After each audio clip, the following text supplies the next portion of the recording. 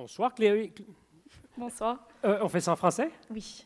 Parce que je pense que vous êtes le Jamais Guil. Oui, en Parfait. effet. Et le projet Monthly Dignity, vous vous êtes intéressé, vous aussi, aux gens qui ont des difficultés dans la vie, des gens qui peuvent être itinérants, par exemple, et particulièrement aux femmes. Expliquer ce qu'est Monthly Dignity, parce que c'est une réalité incontournable pour toutes les femmes, qu'elles soient itinérantes ou non, une fois par mois. Vous avez très raison. Donc, Monthly Dignity, ça se traduit à dignité mensuelle. En fait, c'est un projet qui vise à adresser et éventuellement éradiquer, on espère, la précarité menstruelle. Donc, qu'est-ce que c'est la précarité menstruelle? En fait, c'est juste quand une femme est confrontée au problème, ce soir, est-ce que je m'achète quelque chose à manger ou est-ce que je m'achète une boîte de tampons? C'est extrêmement inconfortable d'être mis dans cette position. Puis souvent, on imagine que ça se passe ailleurs dans le monde. On en a entendu parler en Inde, par exemple. Les femmes ne peuvent pas recevoir une éducation parce qu'elles n'ont pas les produits dont elles ont besoin.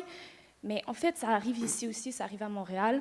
Puis pour nous, ça nous semblait absolument absurde, donc il fallait faire quelque chose. Mais effectivement, quand on pense à précarité extrême aux gens qui sont sans domicile fixe, on pense d'abord à se nourrir, c'est nécessaire, à se loger, mais il y a une kyrielle d'autres besoins, Exactement. y compris ceux-là, puis auxquels on ne pense pas naturellement. Est-ce qu'il y a quelqu'un dans votre équipe quelque part qui s'est dit, mais qu'est-ce qu'on fait pour ces femmes?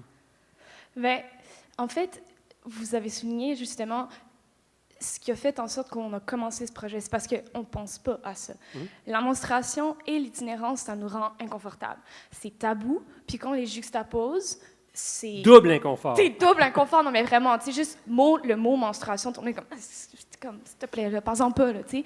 Mais en fait, c'est que ça arrive à 50% de la population du monde, tu sais, fait qu'il faudrait en parler, ça impacte les femmes, tu sais, tous les mois.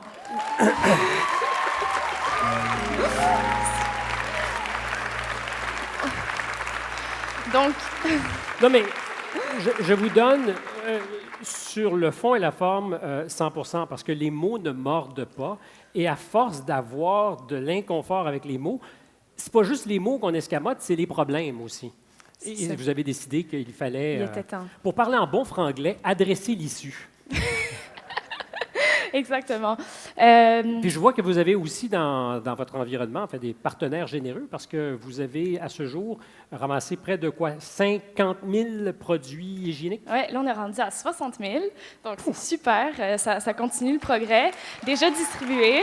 On a 8 partenaires dans des centres d'abri pour femmes et des centres de jour au travers desquels on fait cette distribution pour s'assurer que toutes ces femmes aient un accès inconditionnel à tous les produits dont elles ont besoin. Donc, ça ne devienne plus une question de gêne ou de honte.